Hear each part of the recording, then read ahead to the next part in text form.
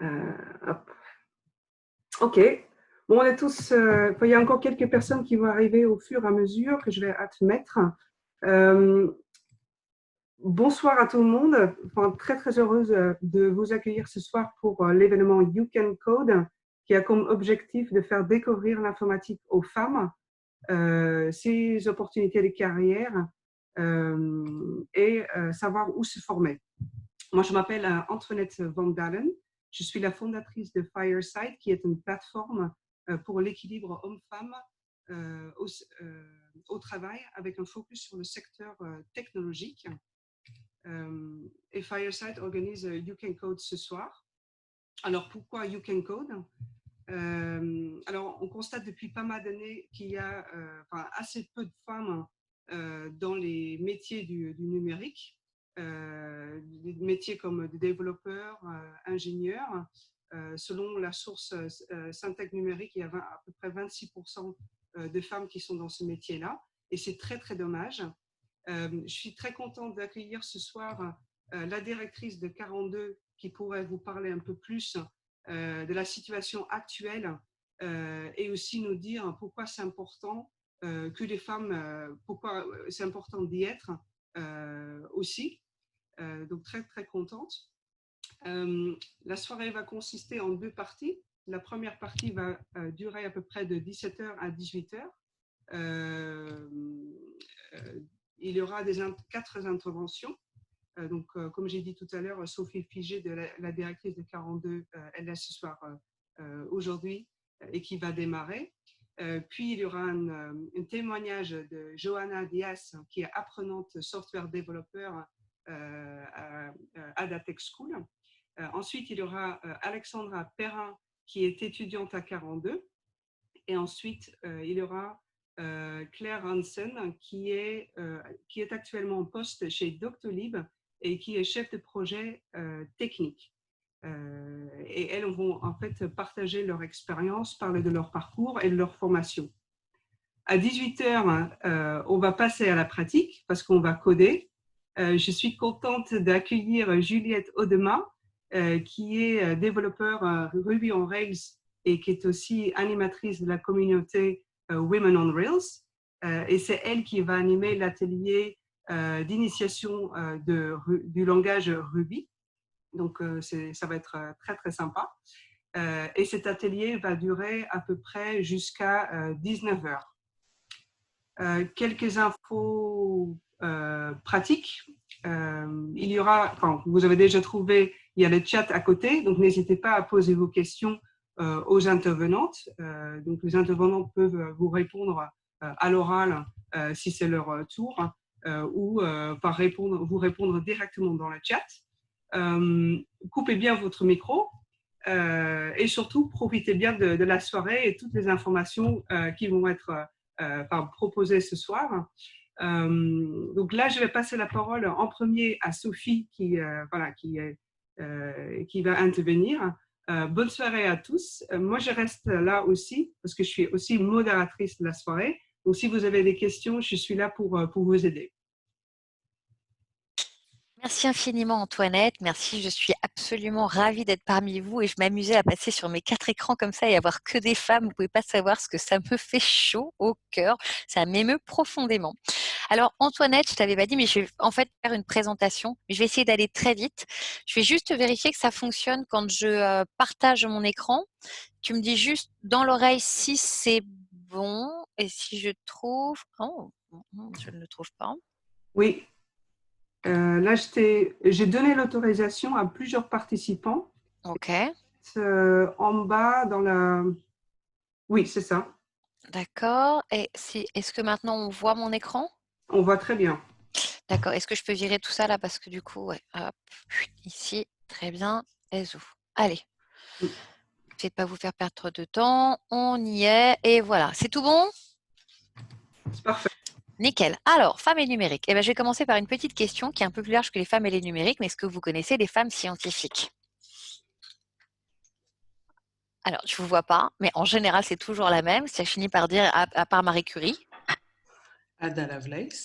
Et là, ouais, alors, il y a des personnes qui au moins savent, mais c'est assez rare en fait. Et malheureusement, on parle d'invisibilisation des femmes, parce que pour de vrai, on peut pas croire, on peut pas imaginer que les femmes ne sont pas intervenues dans les sciences et n'ont pas eu un rôle à jouer. Et malheureusement, très souvent, ce sont des hommes qui se sont accaparés leur travail et leur découverte et leur réussite, ou bien tout simplement, elles ont été passées sous silence. Et le pourcentage de femmes qui étudiaient l'informatique dans les années 80, il était beaucoup plus élevé que maintenant, en fait. Alors, qu'est-ce qui s'est passé très, très rapidement? Donc, des femmes, je ne vais pas toutes vous les faire, mais dans l'informatique, il y en a. Évidemment, je ne sais pas qui disait tout à l'heure Ada Lovelace, mais Ada Lovelace, c'est incroyable. Moi, quand j'ai commencé il y a longtemps à regarder un peu la science, j'étais fan d'Alan Turing. Je trouvais que ce mec était génial. C'est le type qui a fait Enigma, qui a posé les bases de l'intelligence artificielle. Et puis, j'ai découvert qu'en fait, il y avait une femme un siècle plus tôt qui avait fait 1000 fois mieux, qui s'appelait Ada Lovelace, qui était la fille de Lord Byron et qui est en fait la première personne à avoir pensé, elle travaillait sur une machine à calculer, donc ils ont créé des machines à calculer, c'est la première nana qui s'est dit, attends, mais plutôt que de mettre des chiffres, si on imaginait qu'un chiffre, c'est une lettre, ou si un chiffre, c'était une note de musique. Et elle a commencé, c'est la créativité de cette femme qui a permis de poser ensuite, et après la logique, de poser les bases de l'algorithmie. Il y a eu Hedy Lamarr, qui est une femme extrêmement remarquable par sa beauté, qui était actrice, et qui a été aussi la pionnière du Wi-Fi. Et puis, il y a eu les ENIAC Girls qui ont travaillé sur le premier ordinateur du monde. Alors, à l'époque, c'était des énormes trucs avec plein de câbles. Et on a Grace Hopper qui a mis en place le langage COBOL. Voilà, Margaret Hamilton qui a permis à la navette Apollo 11 de pouvoir allunir. C'est pas bon, c'est pas le premier atterrissage, c'est la Lune. C'est grâce à elle que la navette a pu se poser sur la Lune. Et puis, il y a aussi des succès maintenant qui existent. Donc, il y a des femmes dans l'informatique, il y a des femmes dans l'IT. Mais finalement, qu'est-ce qui se passe aujourd'hui? Combien il y a de femmes? Où on en est? On est 33% dans le domaine du numérique, alors que dans tous les autres secteurs, c'est à peu près 53%. Et si on s'intéresse juste aux postes vraiment techniques, développeurs, ou travaillent dans la R&D, etc., on descend à 10%. On peut aussi noter que les startups françaises, il y en avait uniquement 9% qui étaient dirigées par des femmes. Alors, le chiffre date un peu, mais malheureusement, ça ne s'est pas nettement amélioré en 2016. Et dans les formations qui sont vraiment spécifiquement numériques, uniquement 15% de femmes.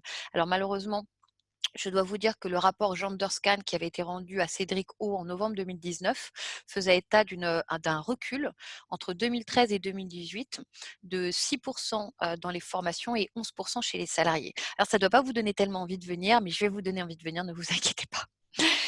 Pourquoi il y a si peu de femmes? Très rapidement, il faut juste comprendre que d'abord, il y a eu un accès qui était récent aux études supérieures pour les femmes. Ah ouais, on revient de loin quand même, il n'y a pas si longtemps que ça. Il fallait qu'on ait la signature de notre mari pour pouvoir ouvrir un compte en banque. C'est pas il y a si longtemps. Donc, il y en a beaucoup qui se sont battus pour qu'on ait des droits. Et finalement, l'accès aussi aux études supérieures est assez récent, ce qui fait qu'il y a quand même un décalage, bien évidemment, entre les femmes et les hommes.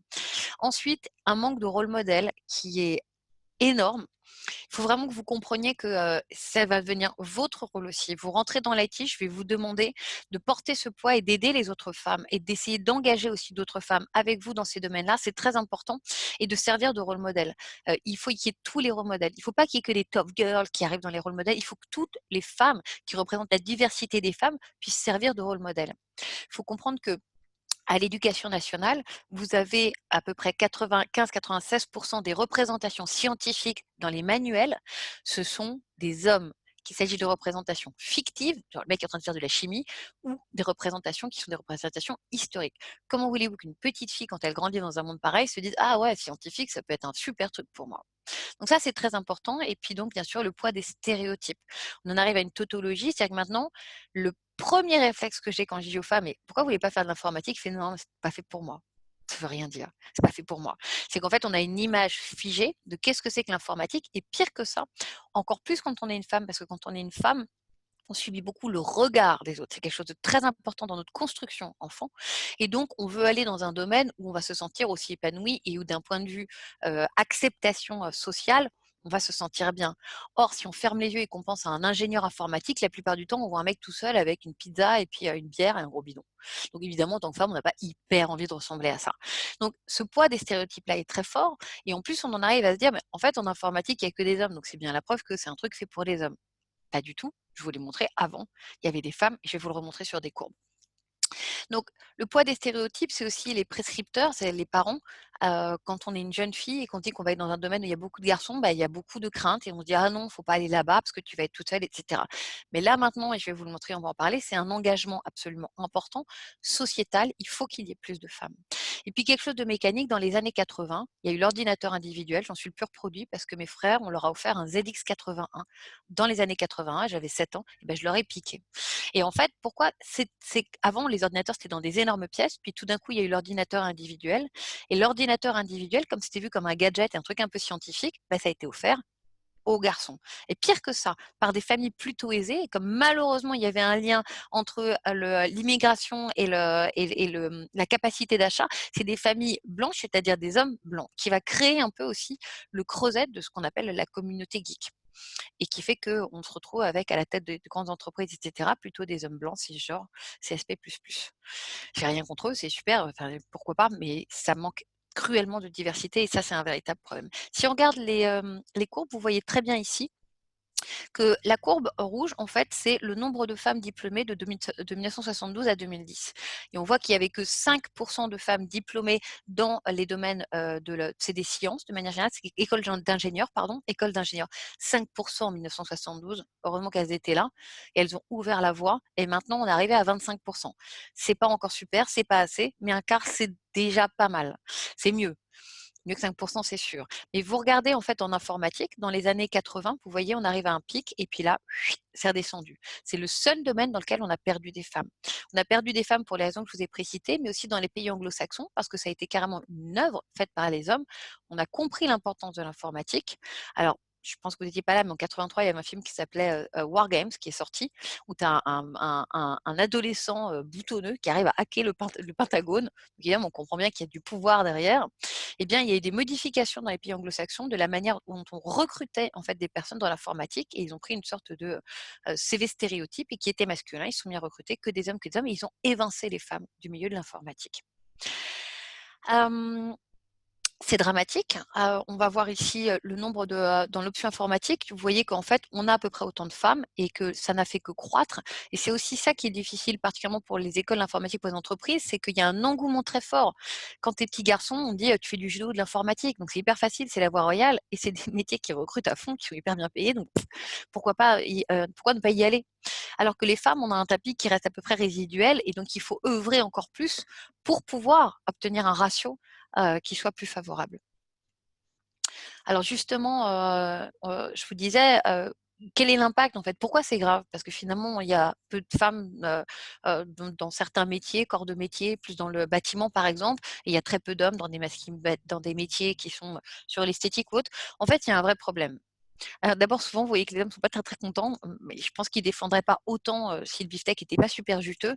Les métiers de l'informatique, mesdames, ce sont des métiers qui sont fantastiques, qui ne correspondent pas du tout à ce que vous imaginez.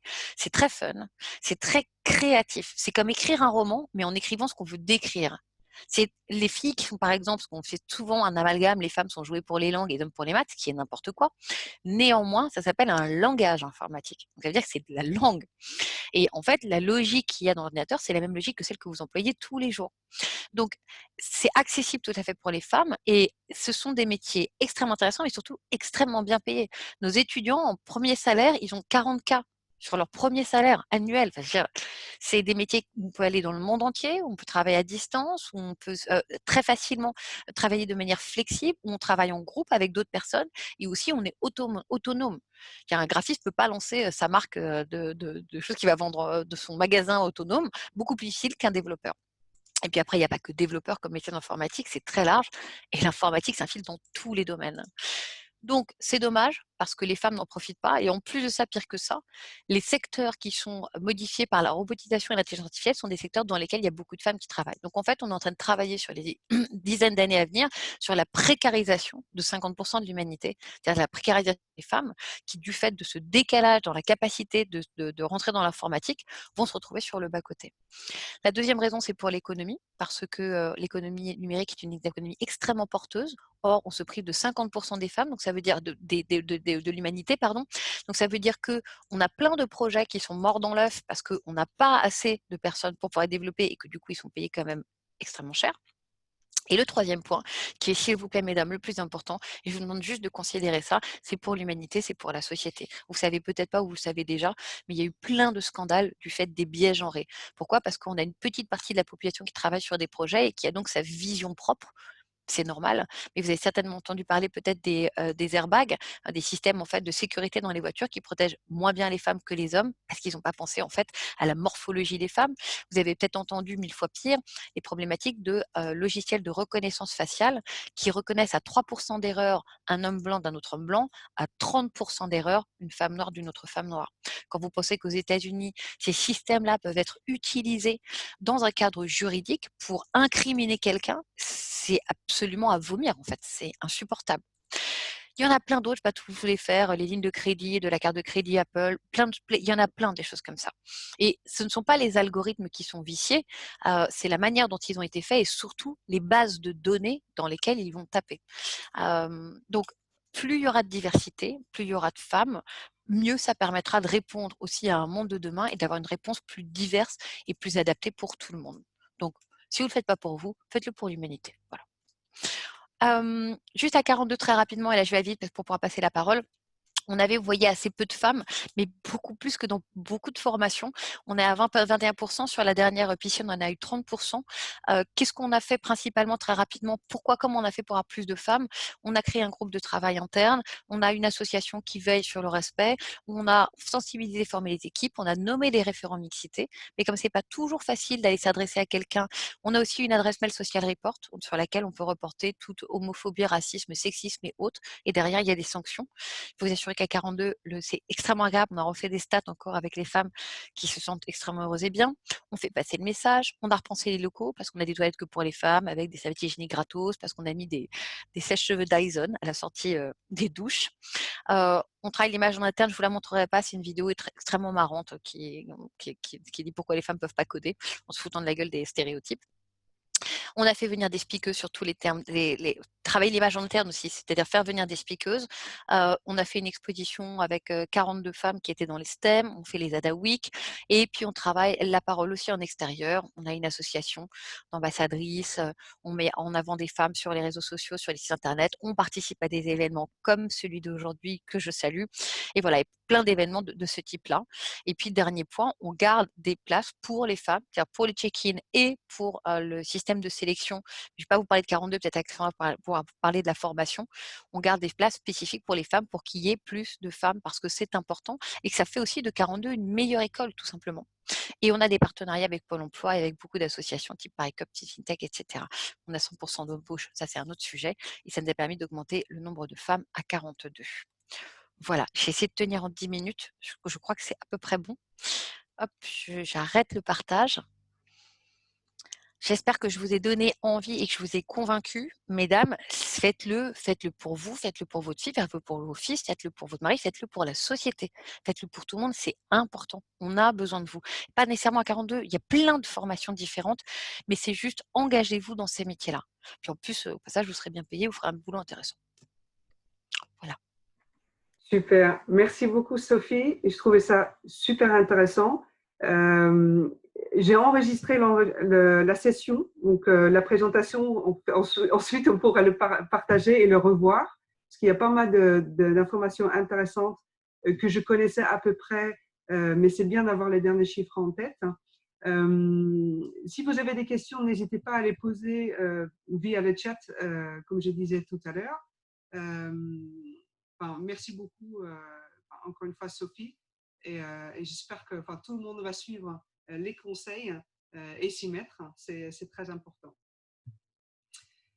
Moi, je vais continuer le planning et je vais donner la parole à Johanna Diaz, qui est là ce soir. Johanna. Oui, bonjour et bonsoir à toutes. Voilà. Donc, ça va être mon tour. Je vous avoue que je suis particulièrement stressée. Voilà, c'est ma première fois. Je fais une présentation, mais en même temps, j'ai vraiment envie de vous partager ma reconversion en fait dans ce milieu-là. Donc, pour ça, je vais vous partager mon écran. J'ai fait une petite présentation. Je vais essayer de suivre en même temps vos questions, si possible. Est-ce que tout le monde la voit déjà, la présentation? Oui, c'est parfait. Ouais, super. Alors, petit résumé, j'ai 34 ans, j'ai plutôt un profil littéraire et même une personnalité un peu extravagante, voire créative. J'adore les loisirs créatifs ou la nature, le bricolage, mais en fait, comme vous pouvez voir, il n'y a rien qui me prédestinait à me tourner vers le numérique, mais c'est pas grave, j'ai osé passer la porte de la formation qui était mon ancien métier et devenir cette fois-ci la personne formée. Et avant ça, avant de me décider, j'ai eu un parcours littéraire un peu typique, c'est-à-dire j'ai commencé par un bac L parce que j'avais un vrai goût pour la littérature et aussi les langues en général. Donc c'est pour ça que j'ai dévié ensuite vers une licence LCE en anglais. J'ai eu des expériences dans ce domaine aussi dans la transmission. Donc, j'ai commencé par assistante de langue, ce qui m'a permis de partir à l'étranger, donc développer un peu l'aisance à l'oral en anglais et en même temps être sûre que le métier que je visais, qui était à l'époque enseignante, est-ce que je voulais le faire au collège ou au lycée, ça m'a permis aussi et de voyager, de découvrir la culture anglaise et de me dire qu'en fait, à la fin de cette année d'assistante de langue, je préférais plutôt le public un peu plus âgé. Donc, j'ai suivi le conseil de mes profs à l'époque et j'ai entamé un master en art anglophone, donc un master toujours plutôt axé sur la littérature américaine. Et donc, cette période de recherche m'a énormément plu, d'aller à la bibliothèque, de chercher des informations, de les retranscrire et de les adapter selon ce que je voulais faire. Et c'est vrai que à ce moment-là, j'ai travaillé aussi en tant qu'assistante pédagogique. Donc, je mettais et le pied dans le monde de la recherche et le pied en même temps dans le monde de la formation. Et puis, je ne savais plus. Les deux me plaisaient.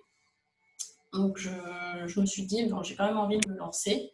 Et en fait, plus j'ai acquis de l'expérience dans la formation, enfin dans la recherche, plus je me disais qu'en fait, je voulais surtout transmettre. C'était ça qui m'a intéressée à ce moment-là. Et j'ai quand même tenté de passer l'agrégation externe en anglais parce que je voulais un peu faire plaisir à mes parents et essayer de devenir enseignante plutôt au lycée, voire au-delà.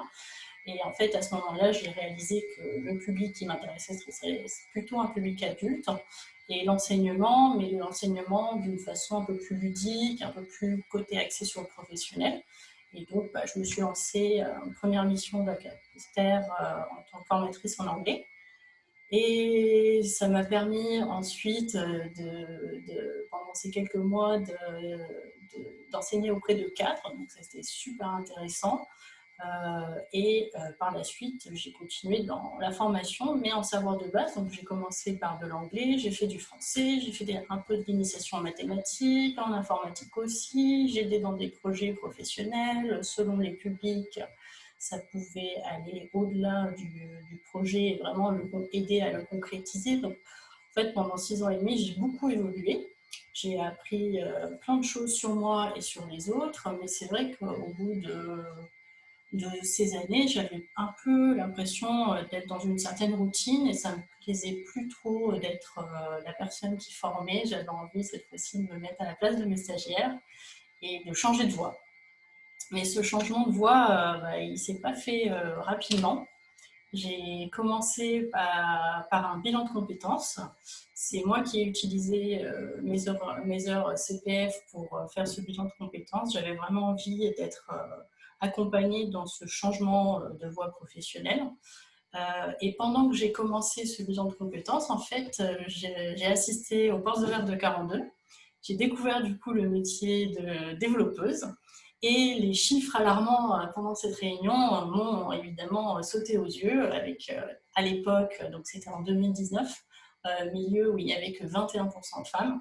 Vous voyez, ça a peut-être un peu augmenté, mais c'est relativement peu. Et à partir de là, en fait, j'ai commencé à chercher des informations sur ce métier, sur Internet, mais surtout auprès de mon entourage et de connaissances d'entourage qui peut-être connaissaient ce métier et le domaine du numérique. Et ça a été le cas. J'ai jamais réalisé qu'en fait, le meilleur ami de mon copain était développeur avant de lui réellement poser la question. Et c'était super fantastique, tous les conseils qu'il a pu m'apporter, de me parler de son métier, mais aussi de commencer par des plateformes qui permettent de découvrir un peu le HTML et le CSS, comme Code Academy. Et je suis allée aussi l'année dernière au village numérique. Donc, j'ai eu d'autres chiffres qui m'ont encore interpellée. Cette fois-ci, c'était 33% de femmes qui étaient dans le secteur et seulement 16% de femmes au métier technique. Donc, je me suis dit, il y a vraiment un vrai manque ici que je pourrais peut-être combler. Et c'est vrai que avant de sauter le pas, j'ai fait d'abord une initiation au métier au métier du numérique et de la culture numérique avec Simplon.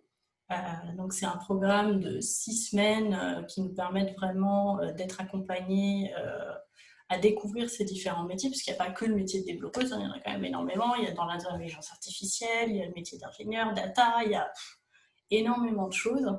Et en fait, je me suis éclatée pendant cette période à créer un site web sur le thème des femmes de l'informatique.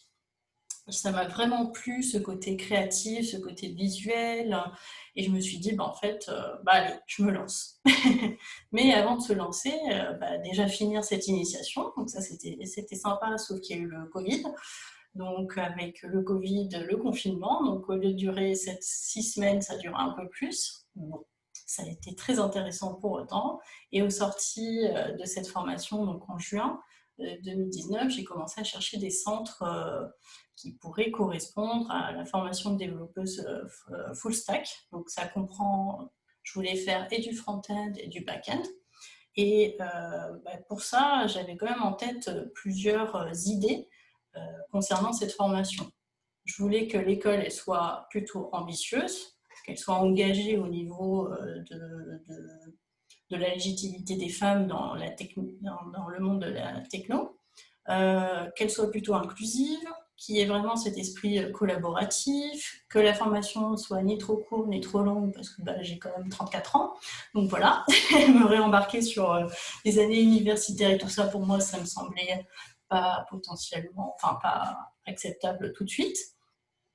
Une formation qui ne serait pas limitée à un seul langage, ce côté polyvalent, ça m'intriguait et ça m'attirait, qui est une initiation professionnelle plus longue que d'habitude, un peu plus qu'un mois, et qui me permettrait aussi de voir entre le côté théorie et l'application dans la réalité ce que ça donne. Plutôt travailler en mode projet, qui est similaire, pour moi, un peu aux exigences du métier, et toujours avoir un encadrement bienveillant. Et j'avoue que j'ai trouvé tout ça en fait à Ada Tech School. Pour moi, son ambition est prioritaire. Pour moi, le fait que son service soit l'école qui casse les codes, ça en dit beaucoup. Vraiment, je me sens comprise aussi en tant que femme.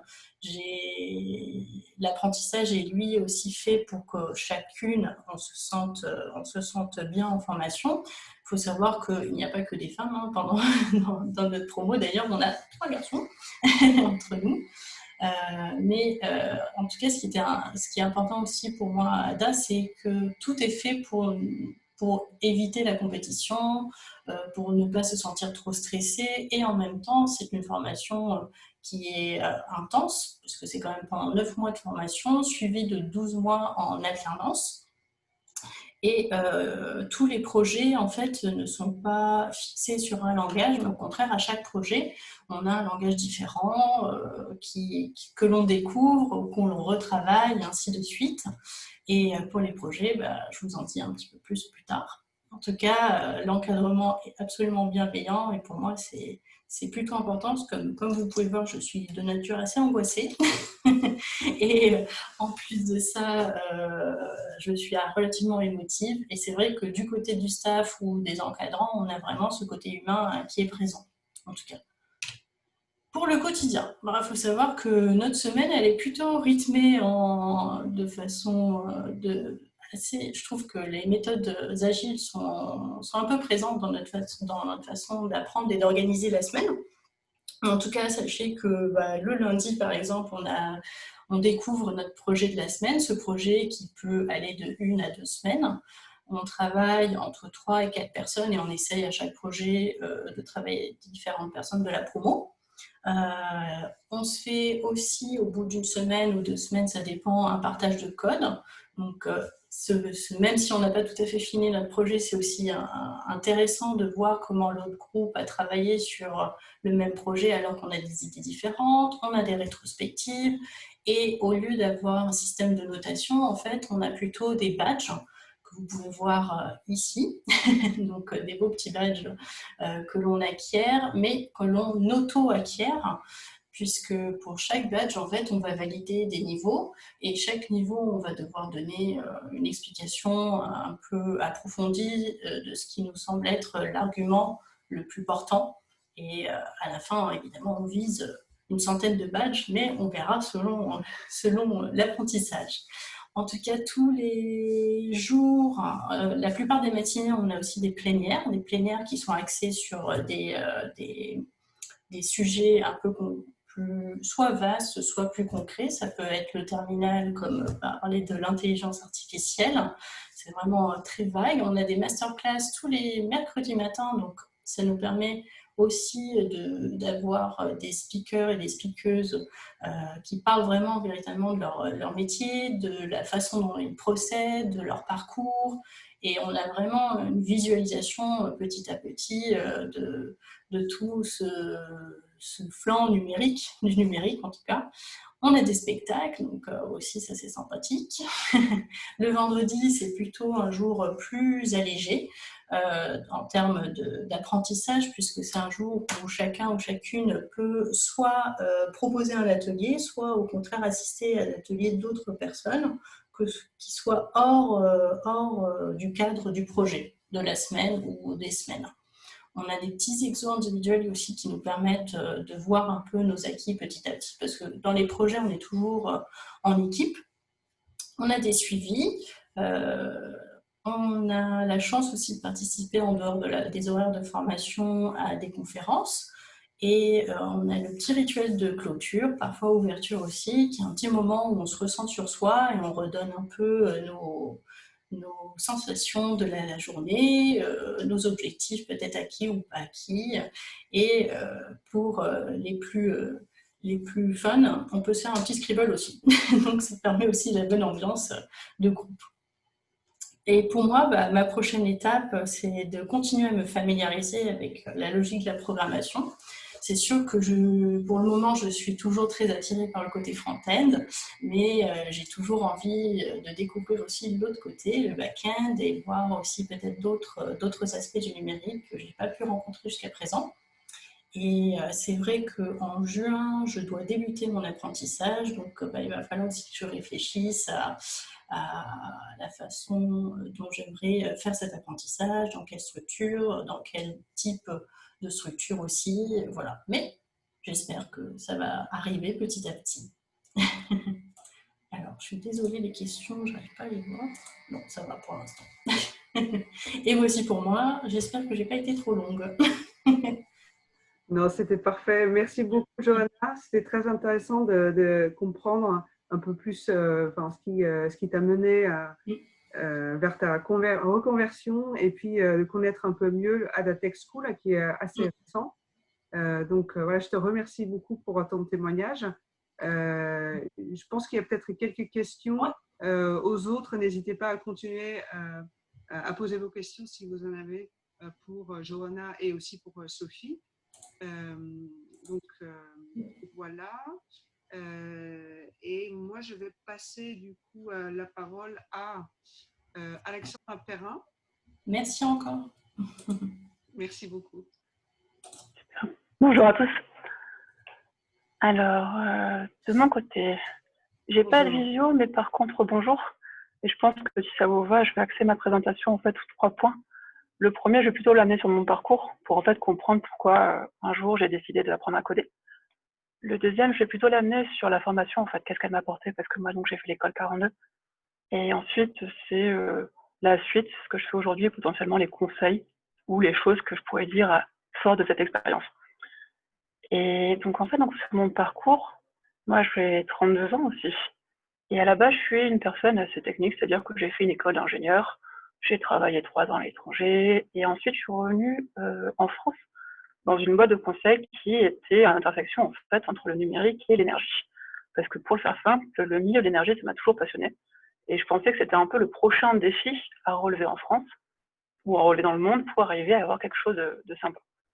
Et pour aller plus loin par rapport à ça, en fait, pour un peu l'imager, un peu comme on peut envisager le circuit un peu local de tout ce qui est nourriture, c'est-à-dire produire et consommer localement, je pensais que ça pouvait être intéressant en fait, de faire la même chose par rapport à l'énergie. Et donc, sauf que quand on fait ça, comme l'énergie ne se stocke pas, en fait, on arrive à des problématiques techniques. Donc, quand je dis problématiques techniques, c'est-à-dire qu'on a besoin de faire de la modélisation et qu'on a besoin de jouer avec des données en temps réel. Sauf qu'en fait, moi, j'aimais pas ça, la modélisation. Genre, j'étais vraiment sur tout le cliché avec tous les stéréotypes. Pour moi, quelqu'un qui faisait la modélisation ou qui faisait du code, c'était un bout ou deux dans une chambre noire et qui avait aucune interaction sociale avec aucune des personnes et qui, en fait, était une personne qu'on voulait pas être et qu'on voulait pas voir. Et donc, j'avais vraiment toute cette vision-là qui me disait, mais en fait, je n'ai vraiment pas envie d'y aller, c'est pas du tout là-dessus que je vais aller. Sauf qu'en fait, j'ai eu de la chance parce que donc j'étais au boulot et je bloquais techniquement avec un problème et j'avais un fichier Excel. Alors, un fichier Excel, à partir du moment où il y a plus de 60 000 lignes, en fait, c'est un peu compliqué. Ça lag, ça marche pas, c'est cassé, enfin, c'est horrible. Et donc, j'ai vraiment un ami qui est venu me voir et qui m'a un peu bousculé, qui m'a tapé dans le dos et qui m'a dit « Ok, en fait, quand est-ce que tu rentres dans le 21e siècle ?»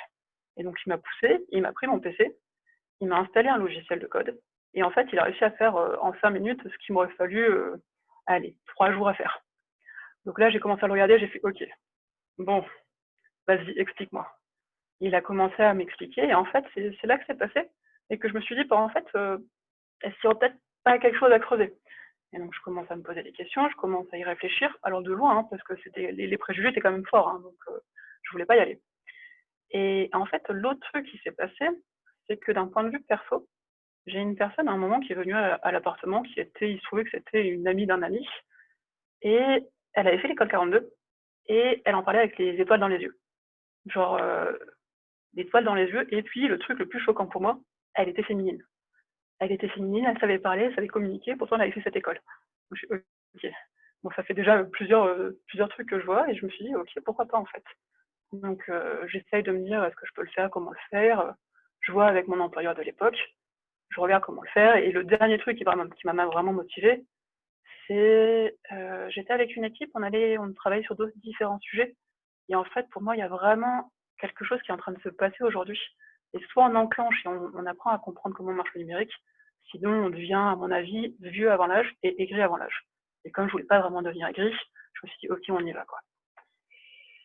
Et donc ça, c'était donc pour mon parcours. Et donc après, là, je suis arrivée au premier jour de la piscine 42, donc j'ai fait des tests en ligne. Et en fait, ça se fait de manière assez simple. Et en plus, ça, c'est un truc que j'ai vraiment apprécié. C'est-à-dire qu'en fait, tout est simple.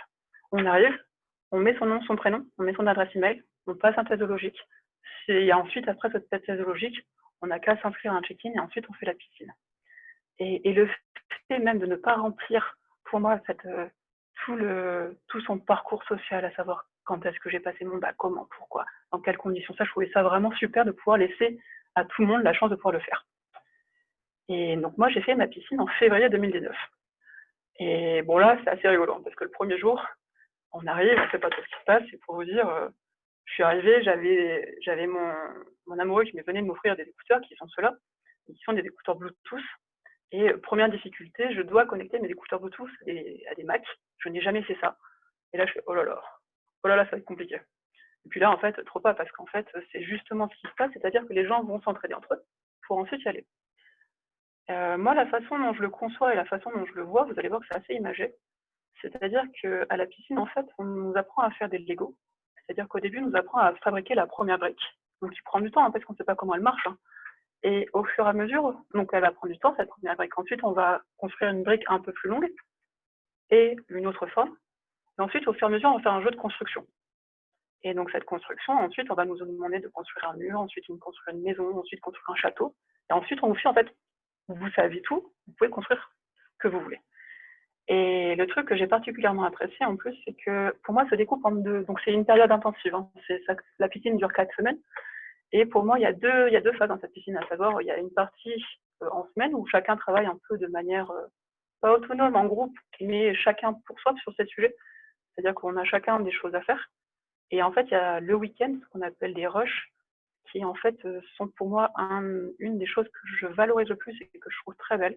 C'est-à-dire qu'on va avoir des groupes et des groupes de travail sur des sujets assez complexes, sur lesquels en fait pour moi, la seule vertu de cette chose-là, c'est de progresser ensemble, sachant que la note du groupe sera indexée sur la personne qui a le moins bien compris. Donc le seul intérêt est de monter la totalité de la promotion pour que la totalité comprenne et soit au même niveau. Parce qu'il y a un truc qui est très rigolo, c'est qu'au début, on peut avoir des niveaux très éparses, mais comme je vous l'ai dit, c'est un petit jeu de construction, hein. On apprend à faire des briques et après on compose. Bah, en fait, ce temps d'assimilation de la petite brique prend du temps, mais à partir du moment où celle-là est acquise, en fait, on n'a plus peur de rien. Et ça veut dire que c'est là où le côté créatif peut rentrer en jeu. Et je sais pas si la façon dont je le verrai, moi aujourd'hui, un peu, si vous voulez, c'est un peu l'alphabétisation. Au début, on galère, on reconnaît les lettres, puis le A c'est compliqué, le B c'est compliqué. Et ensuite, une fois qu'on a su reconnaître les B et les A, ok, c'est ok, on nous apprend BA, ça fait bas. Ok, donc là, c'est encore compliqué parce que ça prend du temps, la réflexion. Hein. Mais ça, on est tous passés par là, on est tous arrivés. Hein. Et après, par contre, ça veut dire, en fait, t'es libre. En fait, tu peux créer, vas-y. Et donc là, c'était à la piscine, donc moi, je l'ai eu. Donc après, je suis allée à l'école.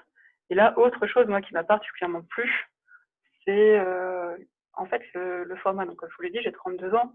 Et s'il y a un truc que je détestais bien, c'était être en cours et être assise et être passive. Très rapidement, en 30 secondes, j'avais mon esprit qui partait. Ça ne m'intéressait plus et je faisais autre chose. Sauf que là, en fait, c'est pas du tout la façon dont les cours, dont on apprend.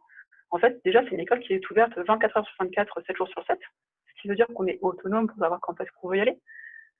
C'est une méthodologie appliquée sur les projets. Donc, en fait, on choisit des projets qu'on souhaite faire et ensuite, on se met avec des personnes en équipe, un peu de la même façon que j'ai connu mes premiers copinous en ne sachant pas mettre mes écouteurs. J'ai connu un autre groupe de travail parce que, en fait, il y a des choses, on est obligé de parler avec les autres. Donc, en parlant avec les autres, on arrive à se constituer des groupes et à avancer ensemble. Et il y a vraiment ce climat d'entraide, en fait. C'est que comme tout le monde est mis dans le même bain et qu'il n'y a pas de figure d'autorité, on est obligé d'apprendre ensemble. Et cette capacité d'apprendre à apprendre et d'aller chercher l'information, en fait, elle est omniprésente. Et donc, comme ensuite on est actif sur la plupart des projets, on continue, on y va. Et ce qui fait qu'en fait, si je regarde par rapport à cette formation, je sais qu'aujourd'hui, j'ai plus peur d'aborder un sujet ou un programme que je ne connais pas. Et en fait, je sais ou je saurai où trouver l'information pour aller chercher les éléments qui me conviendront. Et c'est assez rigolo parce que c'est genre, comme je vous dis, hein, j'étais pas du tout dans ce milieu-là. C'est-à-dire qu'au début, moi, quand je voyais un écran noir, je me disais, ok, c'est pas pour moi, je voyais un truc, c'était pas pour moi. Aujourd'hui, je sais quoi que ce soit qu'on me montre, que je connaisse ou que je ne connaisse pas, j'en ai plus peur. Il me suffira de prendre un peu de temps pour voir, ok, donc par rapport à mon Lego de base, là, on est plutôt sur ce format-là, cette marque-là ou cette marque-là. Et c'est ok. En fait, ça va tout seul, quoi. Et surtout, ce qui m'a fait du bien, personnellement, c'est j'ai fait une école d'ingénieur. Dans les boulots que j'ai fait jusqu'à maintenant, j'avais quand même le même profil de personnes, c'est-à-dire bac+5 et la plupart assez, dans tous les clichés, encore une fois. Et là, ça fait tellement du bien d'avoir une diversité des personnes autour de nous qui nous permettent d'aller plus loin et qui permettent d'avoir vraiment des visions différentes. Et genre, par exemple, un truc tout bête, hein. Avec mon côté un peu ingénieur, moi, je sais que j'avais toujours tendance à vouloir recréer l'eau tiède. C'est-à-dire que j'étais là, je me mettais en mode toute seule derrière mon écran, j'essayais. Et puis j'ai une amie que j'aime vraiment, vraiment beaucoup, qui a fait l'école en même temps que moi et qui avait un parcours complètement différent. C'est une maman de 2 enfants qui, en fait, a été emmenée dans une vie différente, donc avec ses enfants s'occuper, etc. Donc, ce qui a fait qu'elle a eu très peu de temps à consacrer à ses études et à son avenir professionnel au début. Et pendant que moi, je galérais avec mon truc, elle, avec sa façon de voir la vie, elle est arrivée en me disant, bon, bah écoute, si tu veux galérer, tu galères. Mais par contre, si tu veux, on peut discuter aussi, parce que pendant que tu galérais tout seul derrière ton écran, bah moi, j'ai checké les différentes sources d'informations, et en fait, j'ai 5 propositions à te proposer. Et il suffit juste de regarder laquelle est la plus adaptée à notre problème et savoir comment la modifier. Ouais, ok, propre. Et là, je voyais aussi la diversité des parcours et voir ce que ça pouvait apporter à un groupe, etc., quoi. Donc, moi, ça m'a, d'un point de vue humain et personnel, beaucoup apporté. Et d'autant plus que, j'allais dire, je pensais, moi, à acquérir uniquement le côté technique quand j'ai fait l'école 42, mais en fait, en allant après comprendre comment marchait, par exemple, Internet, on a été amené à faire des sites un peu comme Tinder, à faire des sites comme du streaming. Et donc, quand on commence à comprendre comment ça marche, en fait, j'étais frappée. Je me suis dit, mais comment ça se fait qu'en fait, il n'y ait pas plus de personnes qui connaissent ce secteur-là? je m'estimais technique. Je me dis, mais en fait, c'est pas complexe. Donc, si c'est pas complexe, pourquoi, en fait, il y a une telle barrière d'entrée qui n'a pas lieu d'être? Parce qu'en fait, le champ des possibles est immense. Et ensuite, ça permet d'aller vraiment, enfin, ça donne des moyens et des outils pour faire ce qu'on veut. Et vraiment, le côté créatif est assez immense. Et moi, je sais qu'après, justement, par rapport à ça, j'avais donc ce côté-là qui m'a éveillé ma curiosité. Et je sais que Sophie est en train de lancer un projet justement pour aller plus loin sur l'éducation. Parce qu'en fait, il y a l'éducation, donc la nôtre, hein, pour aller plus loin et pour faire des choses bien, mais aussi celle des enfants. Et c'était de se dire, mais en fait, c'est aberrant qu'aujourd'hui, ce fossé se creuse de plus en plus et qui est entre ceux qui ont accès à cette formation sur le numérique et qui vont devenir les prochains leaders de demain, alors que les autres sont laissés à côté. Et pour vous dire, là, on travaille donc sur un sujet par rapport à cette éducation des tout-petits. Et là, pareil, on a créé un groupe de 42, et là, les profils sont complètement différents. Et ça permet d'avoir une richesse et d'aller vraiment, vraiment loin dans les sujets où chacun peut vraiment trouver sa spécialisation et s'exprimer comme il le doit. Donc, en fait, la suite, pour moi, si j'avais un conseil par rapport à vous toutes, clairement, si vous pensez que l'informatique est réservée, en fait, aux personnes qui restent devant leur PC et qui... Non, en fait, c'est pas ça. Et en fait, et si pareil, s'il fallait, pour réussir dans le numérique, j'aurais avoir commencé à 12 ans. En fait, non, j'ai commencé il y a 1 an et demi. Et en fait, je détestais l'informatique pour tout ça. Et pourtant, aujourd'hui, je pense que je m'épanouis vraiment dans ce milieu-là. Je pense que je vais aller plus loin. Et je trouve que c'est vraiment, ouais, encore une fois, comme je l'ai dit, hein, l'acquisition d'un nouveau langage.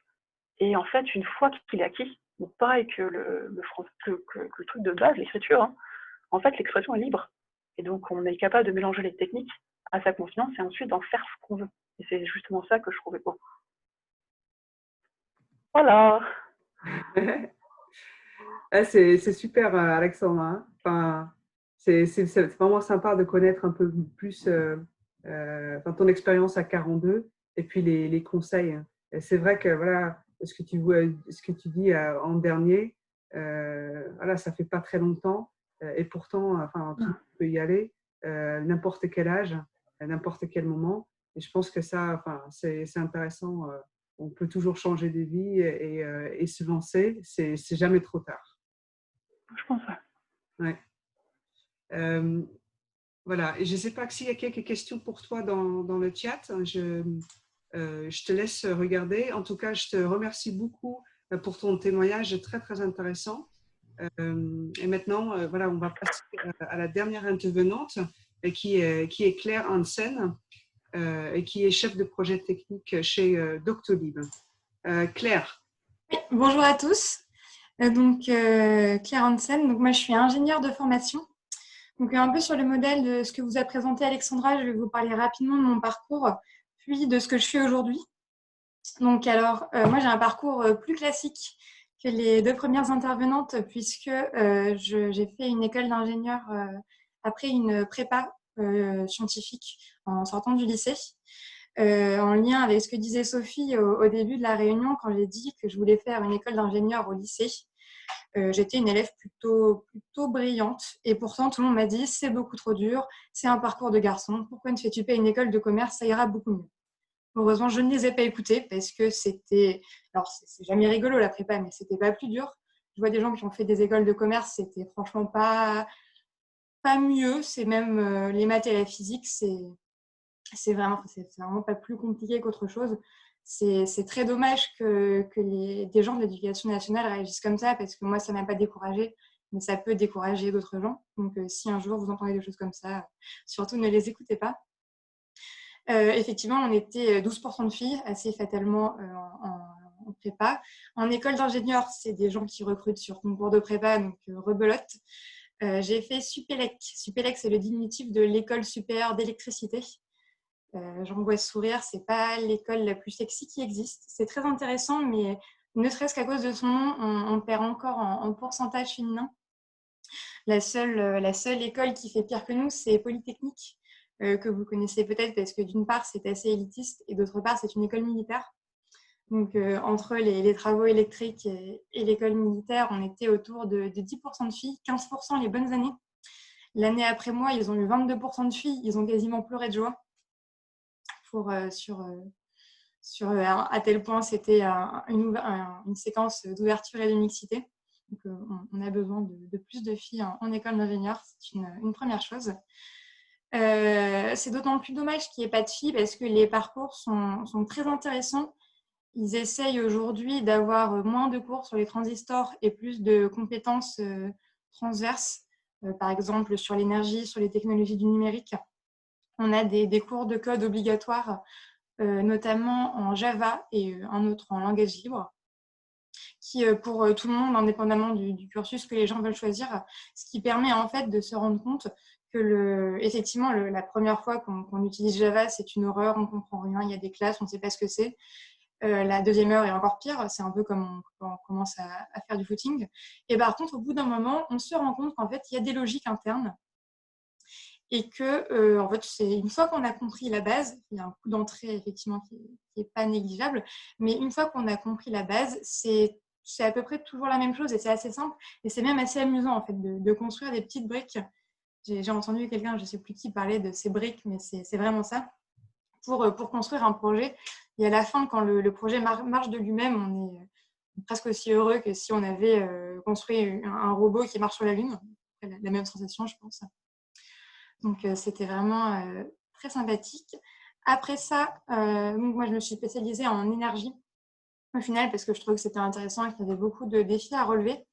Et je suis partie après quelques errances, parce que j'étais assez curieuse, donc j'ai voulu faire d'autres choses avant de choisir une voie professionnelle. J'ai fait un stage en audit financier.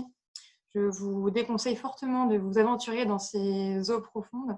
Je ne sais pas ce que faisait Alexandra, mais j'ai beaucoup entendu parler d'Excel, donc c'était peut-être assez proche de ça. Parce que tout simplement, c'est des voies qui n'ont pas de sens, où on fait un travail extrêmement répétitif et parfois un peu stérile, alors que les métiers de l'informatique et de l'ingénierie sont quand même plus porteurs de sens en général. C'est une bonne raison de partir là-dedans.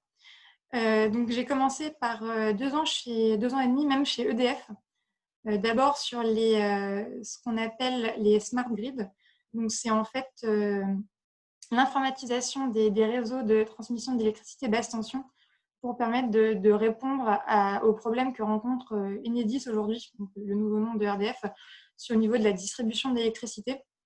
Alors, c'est assez intéressant parce que c'est vraiment la rencontre de deux mondes entre les personnes qui exploitent le réseau. Donc, eux, leur seule préoccupation, c'est que ça ne tombe pas en panne.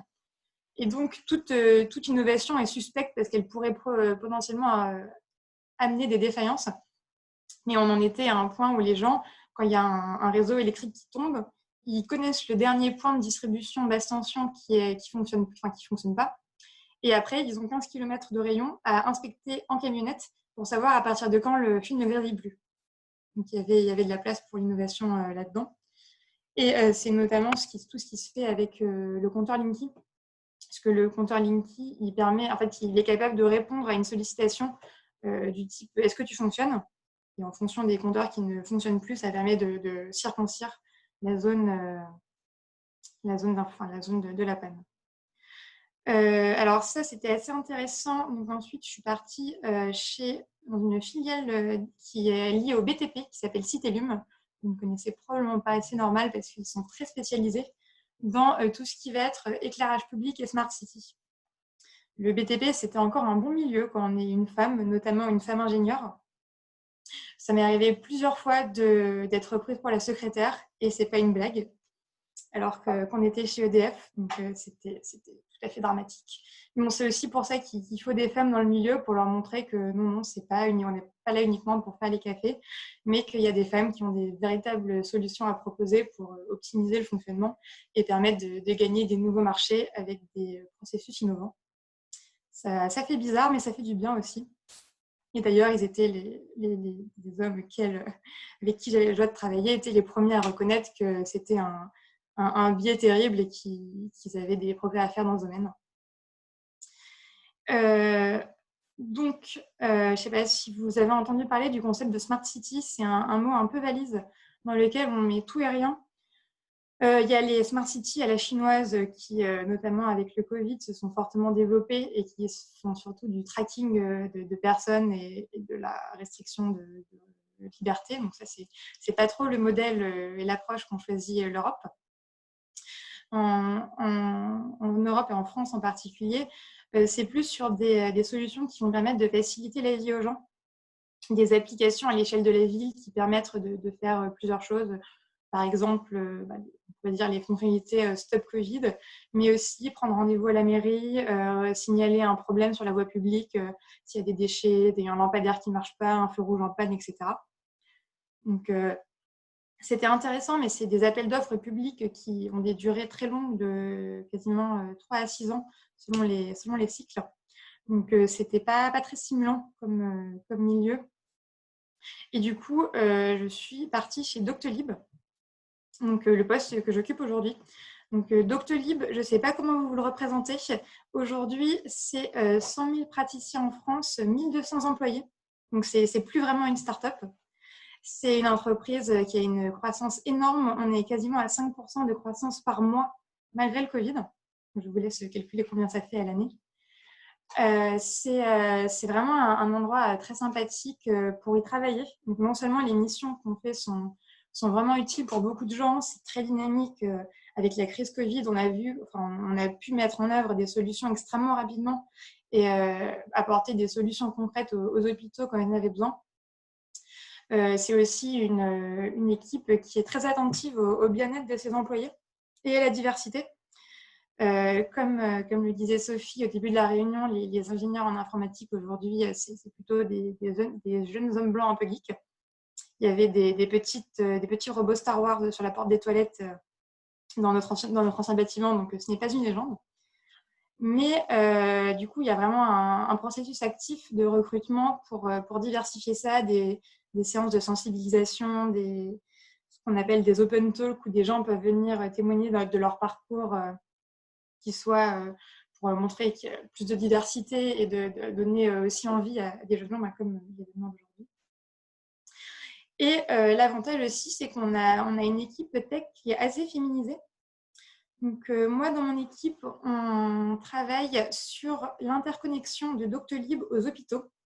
Alors, c'est un peu compliqué, mais en fait, à l'hôpital, il y a énormément de logiciels qui interagissent pour les comptes rendus des rendez-vous, l'imagerie, tout le dossier administratif du patient, mutuel, etc., qui doit être centralisé. Donc, c'est vraiment un espèce de macrocosme dans lequel évoluent 6, 7, parfois plus types de logiciels. Et il faut intégrer Doctolib à tout ça. Il y a des standards de communication qui existent, mais ils ne sont pas très bien faits. Donc, moi, mon travail, c'est de voir en fait comment on peut faire pour réussir à échanger de l'information de façon pertinente avec l'hôpital en utilisant au maximum les outils existants qui ne sont pas toujours très fonctionnels, mais pas toujours très récents. Donc, c'est un peu à mi-chemin entre la plomberie, le Lego et le dessin créatif. Parce que parfois, on se met à 3 autour d'une table et on réfléchit pendant quelques heures en utilisant tous nos outils à disposition, comment est-ce qu'on peut faire pour apporter une solution en changeant le moins possible les processus existants, mais en révolutionnant la façon de travailler quand même. Je ne sais pas si c'est très clair, mais c'est très rigolo comme métier. Et en plus, on est dans une équipe de 6, dont 4 filles. Alors que c'est très, très technique comme métier.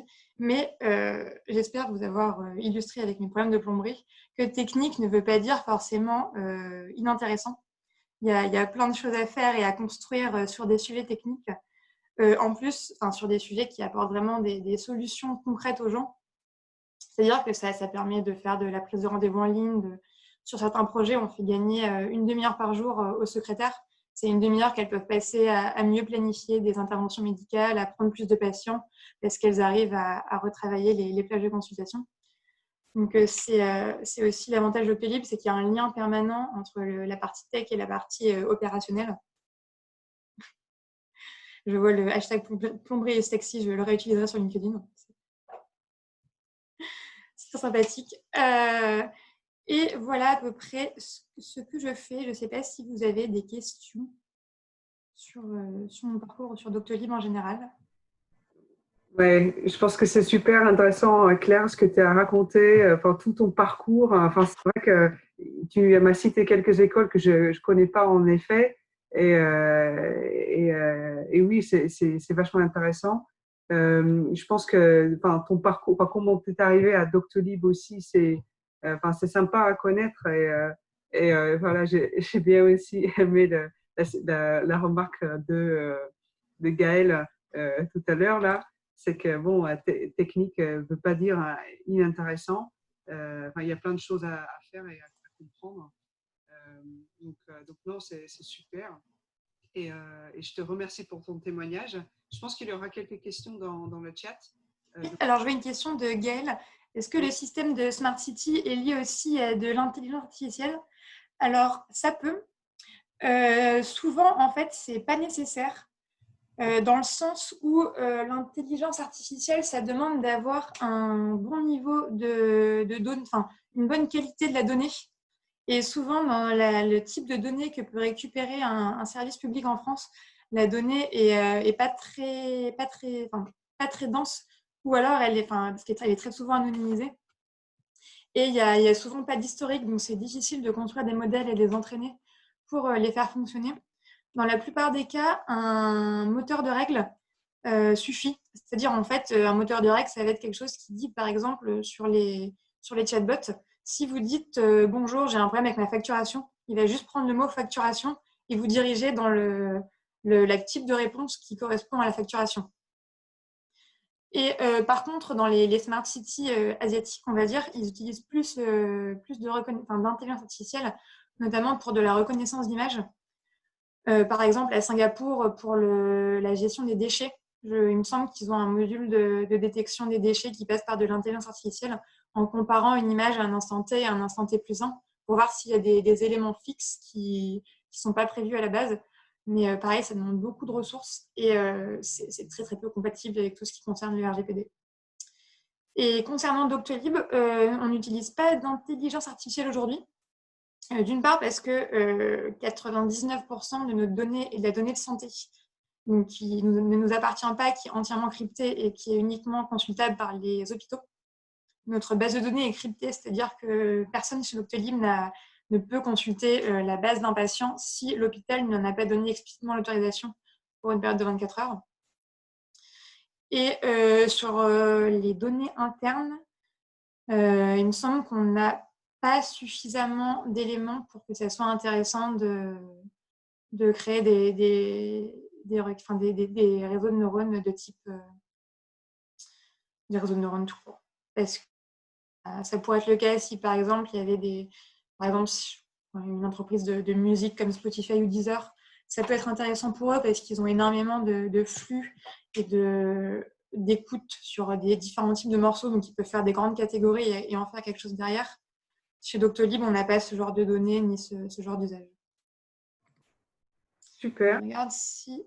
je ferai passer le message aux Doctolib codeuses pour que Éléonore a apprécié leur témoignage. Est-ce qu'il y a des postes qui correspondent... Est-ce que j'ai encore le temps, Antoinette ou, 1 minute. 1 minute, très bien, je prends la question de Gaëlle. Y a-t-il des postes qui participent à créer proprement de la data? Alors, je ne sais pas si c'est au niveau public ou au niveau privé. Dans les entreprises, le nettoyage de la donnée, ça devient un vrai sujet aujourd'hui. Il y a des postes notamment de data engineer qui se créent sur ce sujet pour en fait réussir à stocker la donnée de manière exploitable. Parce que souvent, elle est soit pas stockée, soit stockée dans des formats qui ne servent à personne. Dans le public, c'est compliqué à dire parce que c'est des compétences qui sont décentralisées. Là, il y a souvent une répartition des informations pertinentes entre l'acteur public, des acteurs privés. C'est des sujets qui sont en réflexion, mais je ne crois pas qu'il y ait de... Enfin, l'année dernière, en tout cas, quand j'y étais, il n'y avait pas de solution qui avait été proposée. Et pour Karine, pour trouver Doctolib sur LinkedIn, tu tapes Doctolib, ça devrait t'envoyer assez rapidement vers toutes les offres. Et je pense qu'il y a des stages côté développeur. Je ne suis pas sûre, mais je pourrais envoyer à Antoinette en tout cas les offres si j'en trouve. Je pourrais les retransmettre. Ouais, ça marche. Ok, bah super. Bah merci beaucoup Claire. Merci à toutes les intervenantes qui ont partagé leur expérience, leur parcours et puis qui ont parlé de leur formation ce soir. Voilà, vous pouvez continuer à poser vos questions dans le chat et à discuter. Maintenant, on va passer donc à la pratique avec Juliette Audema. Juliette. Je suis là. Oui. Yes. Il faut toujours se démuter avant de parler. Bonsoir Juliette. Oui, bonsoir. Je vais commencer. Alors, merci. C'était hyper intéressant de vous entendre tout avant et de voir des témoignages, différents témoignages de parcours dans la tech. Il faut que je partage mon écran, ça sera mieux. J'ai moi aussi préparé des petites slides. Est-ce que c'est bon? Vous les voyez? Oui. Oui, ok. Très bien. Donc c'est parti. Si jamais à un moment vous les voyez plus, vous me dites parce que là j'ai plus la main sur le Zoom. Je m'appelle Juliette, je suis développeuse Ruby on Rails et j'anime le réseau qui s'appelle Women on Rails, donc il y a un réseau de développeuses dont je vais vous présenter un peu plus loin. Et donc là, on est dans un atelier pour, je pense, entre 40 et 50 minutes, il nous reste pour avoir des questions à la fin. Donc pour écrire nos premières lignes de code. Peut-être que certaines en ont déjà écrit, parce que j'ai vu qu'il y avait des personnes qui ont fait la piscine de 42 ou qui voulaient la faire, donc qui ont fait des tests et tout ça, mais on va faire ces exos ensemble. Pour me présenter rapidement, j'ai appris à coder en 2018 dans un bootcamp qui s'appelle The Hacking Project. Donc un bootcamp, c'est une formation rapide. The Hacking Project, c'était 11 ou 12 semaines, qui formait en Ruby on Rails. J'ai appris à coder à 27 ans. Avant, je travaillais dans une association dans la culture, ce qui n'avait absolument rien à voir.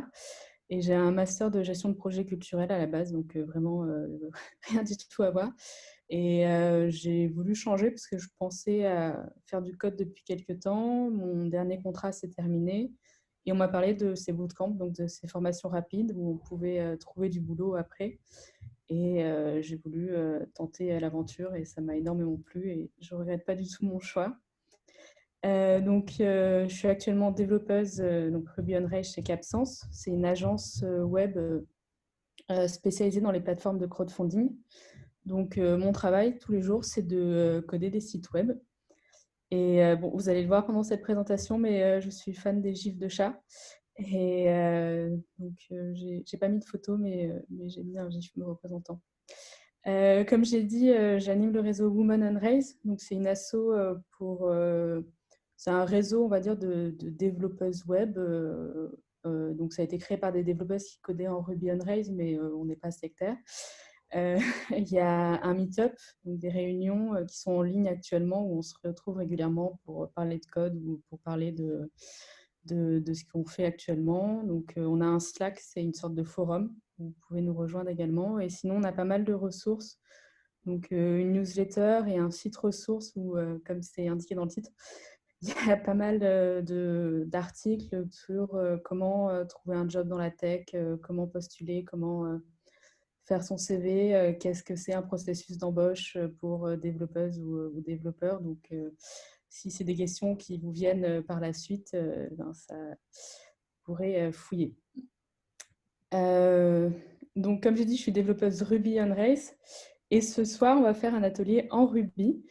Donc, je me suis dit que ça serait pas mal de faire une petite présentation de ce que c'est Ruby et Rails pour que ça vous semble un peu moins chamanique. Ruby, c'est un langage qui a été créé en 95. C'est un langage qui est plus jeune que moi et pourtant je ne le comprends pas forcément des fois, ce qui est peut-être logique. Donc c'est un langage qui a été créé par Yukihiro Matsumoto, qu'on surnomme dans la communauté Mats. Et en fait, quand il a créé ce langage, son objectif, c'était de rendre les développeuses et développeurs heureux. C'est vraiment ce qu'il a dit. C'est un langage facile et avec lequel il est agréable de coder. Et C'est un langage qui est accessible pour les débutantes et débutants. C'est pour ça que c'est pas mal enseigné dans des bootcamps pour commencer à coder, à coder tout court et à coder après pour faire des sites web. Et c'est aussi un langage qui est très agréable, donc c'est pour ça que des seniors apprécient aussi de coder dans ce langage. C'est peut-être un peu étrange de dire agréable pour, pour parler d'un langage de programmation, mais voilà. Donc, je parlais de Ruby. Donc, j'ai dit je suis développeuse Ruby on Rails. Rails, c'est quelque chose qui a été créé en 2005, donc 10 ans après Ruby. Et c'est une sorte de boîte à outils qui permet de coder des sites web. Donc, comme j'indique aussi, ça a été créé par David Heinemeier Hansson, qu'on surnomme dans la communauté DHH, parce que vraiment, voilà, on aime bien les surnoms dans cette communauté. Donc, c'est Matt et DHH. Pour vous donner des exemples de sites qui sont codés en Ruby on Rails pour vous faire un peu une idée, on a eu l'exemple de Claire avec Doctolib, donc qui fait partie des grosses boîtes en France, effectivement, qui sont codées en Ruby on Rails. Donc, du coup, de la gestion, de prise de rendez-vous pour le médecin. Donc, il y a aussi Cheers, il y a beaucoup de pubs pour Cheers, c'est de l'impression de photos. Getaround, ça s'appelait Drivey avant, donc c'est de la location de voitures en temps particulier. Shopify et Shopmium, c'est des sites e-commerce. Welcome to the Jungle, c'est une plateforme avec des offres d'emploi. KissKissBankBank, c'est donc une plateforme de financement participatif. Airbnb qui est très connu. En fait, ils ont commencé en Ruby on Rails. Maintenant, ils sont sur d'autres technologies, mais ils utilisent quand même encore en partie Ruby on Rails. Et par exemple, il y a aussi Twitter qui, au tout début, était codé en Ruby on Rails. Et ils ont changé de technologie en cours de route. Mais voilà, c'est pour vous donner un peu une idée de ce qui se fait dans cette technologie. Et voilà, donc c'est pas mal de startups qui commencent en Ruby on Rails, donc c'est un peu cet écosystème-là. Donc c'est parti, on va coder. Je vais vous partager un lien. Je n'avais pas pensé que je pouvais vous partager le lien dans le chat, donc ça va être très pratique. Et alors, il faut que je retrouve le chat. Donc je vous ai envoyé le lien. Juste pour répondre rapidement, pourquoi j'ai choisi THP, c'est parce que c'était rapide comme formation et que c'était pas cher. Voilà, c'est 300 € pour 2 mois de formation. Et après, sinon, il y a aussi le wagon. Donc, je vous ai envoyé le lien. Je ne sais pas si vous avez pu l'ouvrir et regarder. Voilà, on va faire des petits exercices. Les slides, après, je pourrais vous les envoyer dans le chat. Donc, chacune peut avancer à son rythme. Si vous voulez, vous pouvez juste me regarder faire et après le faire de votre côté, ou si vous voulez participer. Je vais vous demander de répondre un peu dans le chat pour suivre ce qu'il faut faire. Donc, si celles qui ont ouvert, vous pouvez me dire que c'est bon, que c'est OK, qu'elles ont vu sur le site, moi, je vais y aller aussi. En fait, c'est top parce que je peux aussi voir directement les commentaires. Donc, c'est bon, j'ai les vidéos à droite et les commentaires à gauche. C'est parti. Donc là, j'ai utilisé ce site parce que ça va nous permettre de coder rapidement ensemble. Je vais vous le présenter un peu et il faut que je branche la barre, que je la mette en bas et ça sera parfait. Voilà, c'est bon, j'ai mon installation. Donc, si vous regardez sur le site, qu'est-ce qu'on a? On a marqué Ruby, donc on va coder en Ruby, comme j'ai dit. Et on a à gauche un petit écran où il y a marqué Puts Hello World. Au milieu, on a un bouton vert et quand on passe dessus. Et à droite, on a un autre petit écran. Donc, moi, je suis très curieuse. Donc, généralement, quand je vois un bouton, j'ai envie de cliquer dessus. Donc, on va commencer par cliquer dessus. Et là, il faudrait que je recharge la page, je pense, parce que c'est pas le parti. Donc, si on clique sur le bouton, si tout se passe bien, voilà, il y a marqué Puts Hello World à gauche et à droite, ce qu'on voit, c'est Hello World. Donc, en fait, ce qui se passe, c'est qu'on va écrire du code à gauche et le résultat de ce code va s'afficher à droite. Donc, si par exemple, là, il y avait marqué Hello World, j'enlève World, je fais juste Hello, je clique sur Run et il y a juste Hello qui s'affiche. Donc, on va faire des petits exercices pour se familiariser un peu avec ça, cette interface. Pour reprendre, je vous ai fait un schéma. Donc, comme j'ai dit, à gauche, on va écrire le code. En fait, ce qui se passe quand on clique sur Run, vous pouvez cliquer sur Run plusieurs fois. Du coup, ça relance, ça remarque Hello. Ou si vous voulez, vous pouvez donc cliquer sur la droite et marquer ruby main.rb. Donc là, si je tape Entrée, ça me ressort Hello. En fait, ce qui se passe, c'est que le run, il vous fait juste la commande pour vous, ruby main.rb, c'est-à-dire qu'à gauche, on a le fichier main.rb. Donc, je vais remontrer la petite explication. Donc, le fichier, et à droite, on a le terminal qui permet de lancer le fichier et donc de dire, bon, ben, c'est du code en Ruby, donc je fais Ruby, nom du fichier, et ça affiche le résultat de ce code. Donc, quand je dis terminal, on a souvent l'image, donc, comme on a beaucoup parlé précédemment du coup, de ces geeks devant des écrans noirs avec des textes verts qui défilent. Donc, ça, on appelle ça un terminal dans le web. Et donc, ce que vous voyez là, à droite, c'est un terminal. Donc, vous allez pouvoir tester, comme les hackers qu'on voit dans les films, d'écrire vos premières lignes de code comme ça. On va commencer par dire bonjour. Donc là, comme j'ai dit, on va vraiment un peu tester cette interface. Donc, je vais enlever tout et je vais reprendre. Donc, vous pouvez marquer pouce. On va dire bonjour. On va le traduire, quoi. Bonjour, monde. Et là, donc, si je fais run, ça me renvoie bonjour, monde. Est-ce que vous essayez de votre côté? Est-ce que vous y arrivez? Est-ce qu'il y a des petits soucis? C'est bon. Voilà. Donc, bravo pour celles qui ont essayé, parce que vous avez peut-être écrit vos premières lignes de code. Et généralement, en fait, le Hello World, c'est le classique, en fait, quand on commence à apprendre un langage, on commence par lui faire dire Hello World, et c'est un peu un moyen de dire, bon, ben, bonjour, je suis là. C'est la première étape quand on teste un peu un langage. On va faire, pour comprendre ce à quoi sert le puts, on va écrire juste bonjour monde. Et là, si on fait run, bah, il ne se passe rien. Parce que, en fait, le puts, c'est ce qui nous permet, c'est un peu une commande pour dire affiche. Donc, bon, bah là, si on met juste bonjour monde, il n'y a rien à lire, donc il n'y a pas vraiment d'ordre, il y a juste un texte dedans. Et donc, il n'y a rien qui s'affiche. Donc, il faut remettre le puts bonjour monde, on refait entrer, et puis là, on peut voir de petites commandes. Donc, on va continuer. Et je voulais qu'on rentre tout de suite dans le bain de la vie d'un développeur ou d'une développeuse, et c'est-à-dire tester notre premier bug. Parce qu'on rencontre souvent des bugs quand on code, et il faut s'y faire, et il ne faut pas avoir peur. Et généralement, il y a des petits outils pour nous aider à avancer. Donc, je me suis dit que ce serait rigolo qu'on commence à voir cette réalité-là du développeur, de la vie de développeur, même si ce n'est pas tout le temps ça, on espère. Donc là, je vais écrire bonjour monde. Et si je fais run, qu'est-ce qui se passe? Ça me met une petite commande en rouge. Donc généralement, ce n'est pas bon signe quand l'ordinateur devient rouge. C'est qu'il n'est pas content. Et donc là, il me dit une commande en anglais.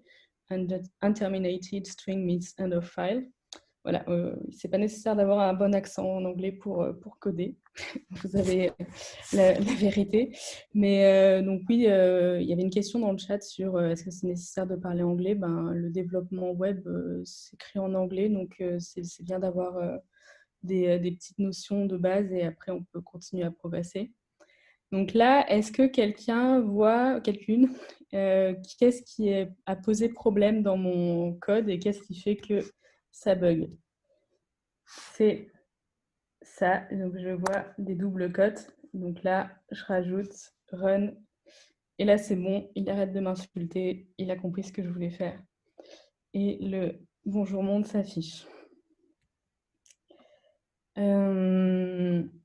Donc, on va commencer, on va faire des petits calculs. Je me suis dit comme exercice qui pouvait être rigolo. Comme vous avez pu le voir, enfin, dans mes slides, il y a pas mal de gifs de chat. Donc, je me suis dit que j'allais calculer le nombre de temps que j'ai passé à chercher des gifs de chat pour cette présentation. On va marquer pouces minutes passées à chercher gif pour commencer. Et en dessous, on va faire un petit calcul. Donc, j'ai estimé que je passais à peu près 2 minutes pour chercher un gif et j'en avais cherché 8. Donc, c'est comme sur une calculette. Enfin, il me semble que certaines calculettes, le multiplier, c'est en fait une étoile. Donc, j'ai mis 2 multiplié par 8. Donc, on voit tout de suite, là, vous remarquez tout de suite, en haut, j'ai mis, il y a donc les guillemets. Et en bas, il n'y a pas de guillemets. Donc, pour voir la différence de ce qui va se passer, je vous propose de mettre aussi des guillemets, enfin, entre guillemets, la deuxième ligne. Et là, quand on fait run, ce qui va se passer, on va voir les résultats. Donc, puts, minutes passées à rechercher des gifs, bon, bah, ça s'affiche. Puts 2 fois 8, donc ça a fait le calcul, c'est égal à 16. Et bon, si on met 2 fois 8 entre guillemets, bah, en fait, ça nous re-affiche 2 fois 8. Donc là, on a écrit nos premières petites lignes de code. Donc, il ne faut pas forcément faire des grandes maths pour faire du code. Je pense que je n'ai pas écrit des calculs plus compliqués que ça jusqu'à présent. Enfin, dans certains développements, j'ai pu faire des calculs plus compliqués, mais les calculs généraux qu'on fait quand on fait du développement web sont pas forcément très complexes. Mais du coup, j'ai testé ça et je voulais aussi qu'on fasse les premiers calculs. Donc, combien de minutes il nous reste?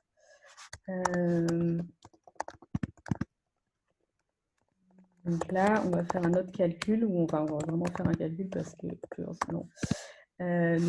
Si il reste dans 60 minutes, on a utilisé 2 fois 10 minutes. On est à 44. Donc voilà, bon, un petit test de calcul. Donc si vous voulez vous amuser à faire des petits tests comme ça, on va passer rapidement à la suite. Donc je voulais vous parler des variables parce que là, vous voyez mon calcul, il se balade comme ça, mais à chaque fois, je dois le réécrire. C'est pas forcément pratique. Donc là, j'ai mon calcul 2 fois 8, mais peut-être que j'ai envie de l'enregistrer. Donc, on peut faire ça en informatique grâce à l'utilisation de variables. Donc, on va enregistrer nos petits calculs. Donc, si je marque minutes, c'est égal à 2 fois 8. Et si je marque hour, bon, c'est égal à 60, donc 60 minutes. Si après, je fais mes puts, comme on a vu, donc je peux faire puts minutes et puts hour, et ça va m'afficher mes résultats. On peut faire ça pour n'importe quoi. Ben, par exemple, je vais dire que mon hello, je veux que ça soit dans une variable. Et si après j'affiche le puts hello en dessous, on a le hello world qui s'affiche. Donc en fait, la variable, c'est juste un moyen d'enregistrer dans un endroit notre donnée. Donc on compare ça souvent à mettre quelque chose dans une boîte. Donc là, minutes, c'est la boîte. Le 8 x 2, c'est la donnée qu'on veut enregistrer et ça permet du coup de stocker des données et puis après de les manipuler.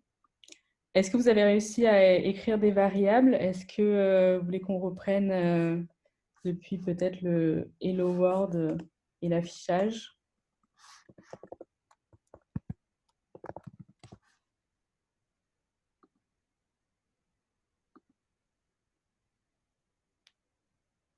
Et là,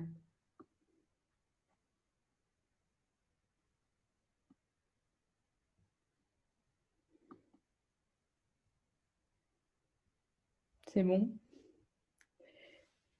Continuons. Super. Donc là, on est arrivé sur ces variables. Donc, bon, bah, on a fait quelques petits essais. Ce qui est sympa quand on fait des variables, c'est qu'en fait, après, on peut les utiliser autrement. Donc là, je vais reprendre de zéro comme ça. Si jamais vous avez raté les précédentes slides, vous pouvez revenir maintenant et reparticiper. Donc, je vais dire que je vais déclarer une variable qui dit hello. Donc, ça va être hello. Hello. Ah, je n'écris pas au bon endroit, c'est pour ça que ça ne marche pas. Hello est égal à bonjour. Et puis, je vais marquer une autre variable qui va être mon prénom. Donc, Juliette. Et là, je veux afficher. Donc, je marque put hello name. Ça devrait marcher. On va voir. Bon, ça ne marche pas. Donc, on a un nouveau bug. Et en fait, c'est qu'on ne peut pas simplement mettre deux variables comme ça, l'une à côté de l'autre. Donc, ce qu'on fait quand on veut afficher différentes variables comme ça en Ruby, je vais repartir, on remet un put. Là, on ouvre un texte et on va, ce qu'on appelle, interpoler la variable. Donc, je vais faire un hashtag et comment ça s'appelle, une parenthèse, mais avec des petites vagues. Je vais la accolade. Merci, Johanna. Et je les mets dans le chat parce que c'est pas forcément évident de la faire quand on ne sait pas la faire pour la première fois. Donc, si vous voulez la copier-coller pour la mettre. Donc là, je vais mettre hello. Et à côté, je vais refaire pareil. Et hop. Je vais mettre name. Et là, si je refais run, ça marque bonjour Juliette. Bon, on peut dire à peu près tout n'importe quoi. Bah, justement, là, comme c'est pratique, j'ai ma variable, je peux écrire tartampion. Je refais run, et là, ça va me dire bonjour tartampion. Ça permet de gérer ce qu'on écrit assez facilement. Oui, à la base, j'avais donné des exemples de calcul, mais je ne sais pas si vous tenez à mon... Mais oui, en fait, parce qu'on peut aussi écrire, par exemple, n'importe quoi. Moi, j'ai dit que j'avais 27 ans. Âge égale 27, donc c'est un chiffre. Je peux le marquer comme ça sans guillemets. Enfin, je peux aussi le marquer avec des guillemets si je voudrais. Et bonjour Juliette, hello name, tu as... donc, je vais remarquer, hop, accolade, age. C'est mieux de savoir écrire. Et bonjour Tartampion, tu as 27 ans. Juliette. Pour rendre l'exercice le programme un peu interactif, je vais vous montrer une autre méthode que Puts. Donc Puts, j'espère que c'est clair maintenant que ça permet d'afficher des données et donc, du coup de visualiser et d'écrire, et on peut composer entre différentes données. Mais pour que ça soit un peu plus sympa, je vais vous expliquer comment on peut faire pour récupérer des données dans le terminal pour pouvoir ensuite écrire de nouvelles choses. Donc là, je vais repartir du début. Si je dis puts, comment tu t'appelles?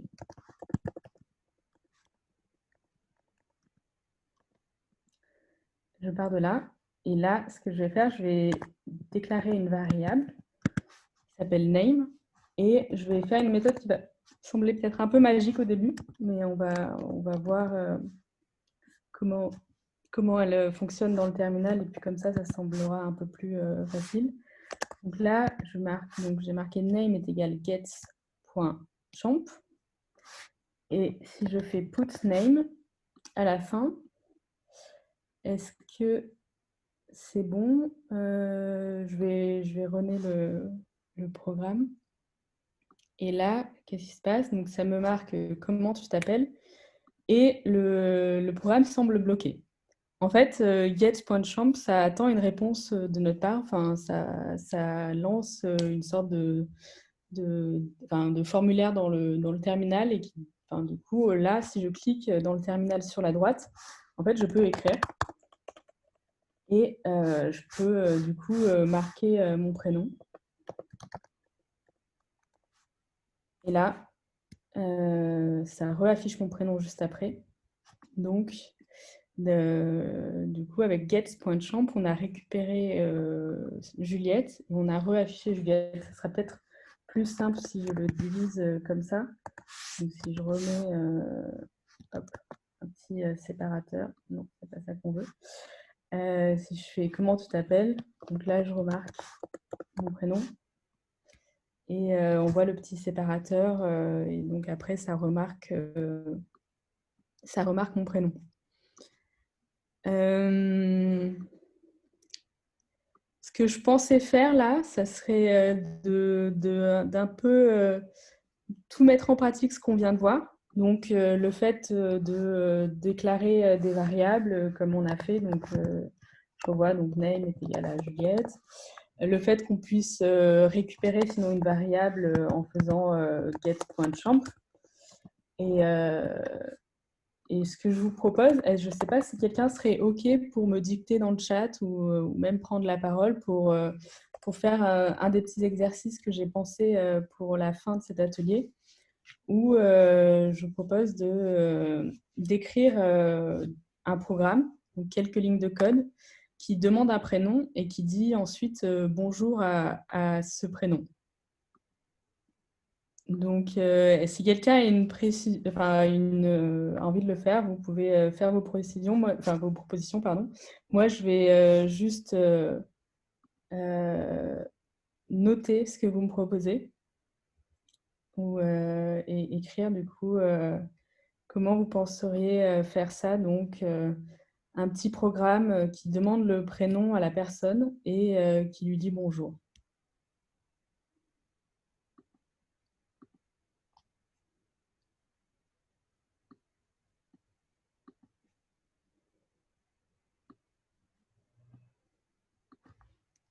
Alors, on va commencer. Donc, Ariane qui propose quelque chose. Je vais recopier ce qu'elle m'a envoyé. Donc, hello est égal à bonjour. Puts, donc, name. Je vais marquer prénom. Ce sera peut-être. Voilà. Et donc, prénom égal à gets.champ. Et puts, si je reprends, il y a Olympe qui se rajoute. Bonjour. Et non. On va repartir. Là, il faut que je clique sur la droite. Mon prénom. Et ça me dit bonjour Juliette. Donc c'est top. On a écrit grâce à Ariane et Olympe et Gaëlle aussi, qui a proposé quelque chose. Notre premier petit programme interactif. Je pense que je vous propose de continuer comme ça. J'ai 2 autres petits exercices à faire qu'on peut faire comme ça pour vraiment mettre en pratique ce qu'on vient de faire. Donc, un autre petit problème qui ressemble, mais du coup, si des personnes n'ont pas encore participé et veulent participer, ça serait de demander le prénom, puis le nom, et de dire bonjour, prénom-nom de manière complète. Tester un programme qui est un peu plus, qui va chercher un peu plus d'infos et qui nous dit bonjour de manière plus complète. Donc, à la fin, ce qu'on veut qu'il affiche, c'est ce qu'on veut, c'est un programme qui demande quel est ton nom, quel est ton prénom et comment, et bonjour, prénom, nom. À quoi sert le point de champ exactement? Le point de champ, exactement, ça sert à... C'est pas forcément nécessaire, mais si on fait name est égal get. Donc, on fait puts name. Qu'est-ce que ça donne? Get. C'est mieux avec le get. Il ne faut pas avoir peur des erreurs dans le code. Du coup, si on met get, donc là, ça me met encore... je vais le réécrire, ce sera peut-être plus simple. Je vais dire hop, puts prénom. Name est égal à get, et puis puts name. Donc, je fais prénom, je marque mon prénom. Et ça me raffiche Juliette. Donc, on peut se demander effectivement à quoi sert le point de champ. En fait, le point de champ, ça permet... je vais vous afficher, je vais faire la différence, comme ça vous allez voir. Donc, je marque Juliette. Et là, je ne sais pas, je suis en train de regarder ailleurs et je fais plein d'espaces. Et du coup, ça ne sera pas visible comme ça. Mais en fait, il y a des espaces. Les espaces sont enregistrés. Mais je ne sais pas comment le visible. Alors, comment le rendre visible, ça? Je vais vous le rendre visible. Je vais faire name. Hop. Si je fais name avec l'accolade, hop. Et coucou. Je vais juste faire ça. Ou alors juste un point d'exclamation. Donc là, je fais à nouveau run. Je marque Juliette. Un espace. Et en fait, le point d'exclamation est à la ligne. En fait, le point de champ permet d'enlever les espaces que l'utilisateur peut rajouter de mes souvenirs. Donc là, si je refais Juliette, je pense que c'est pour l'entrée, en fait, le point de champ.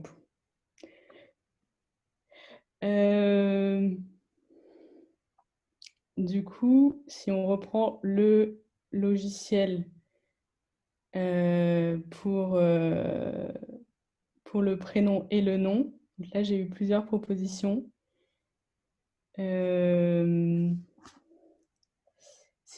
Du coup, on va reprendre sur quel est ton prénom.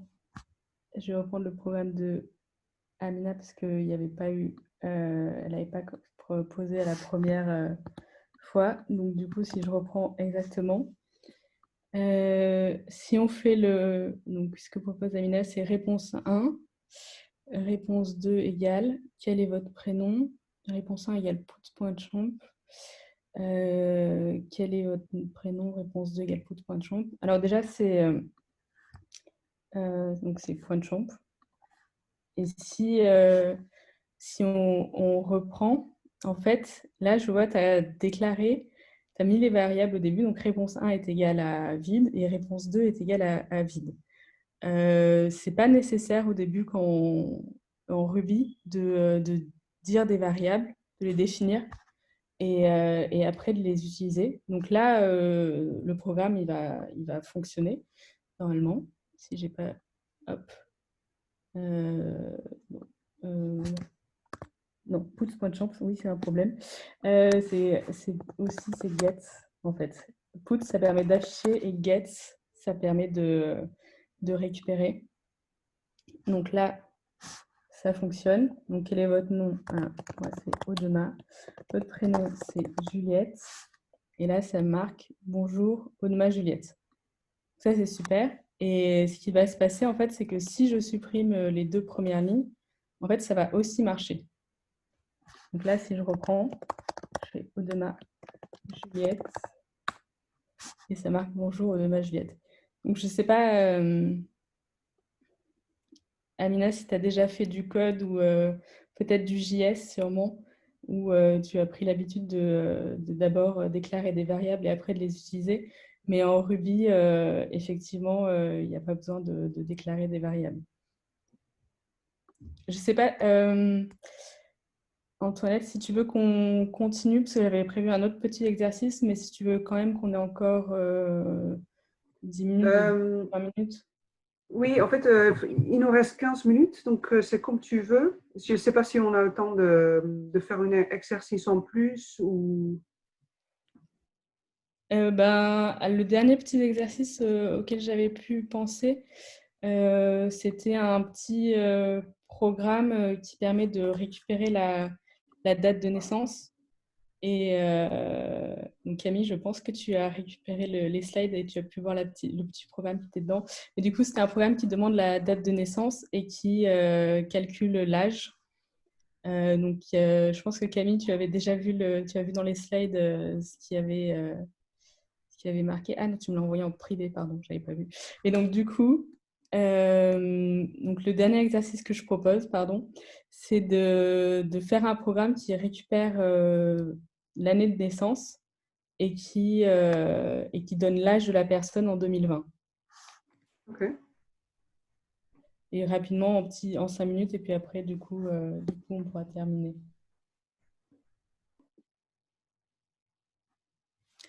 Donc,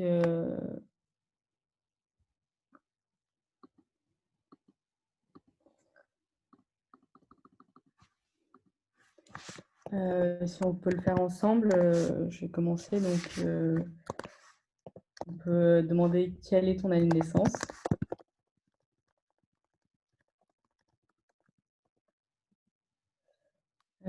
Donc, c'est un nouveau... je vais taper...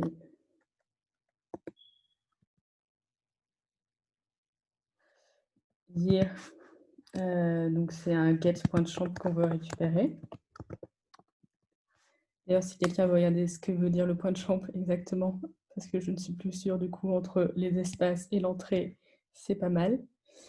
Et Olympe donc a proposé pour la suite date, on va remplacer year par date. Donc age est égal à 2020 moins. Donc du coup, tu proposais hop de mettre date comme ça et puts, tu as.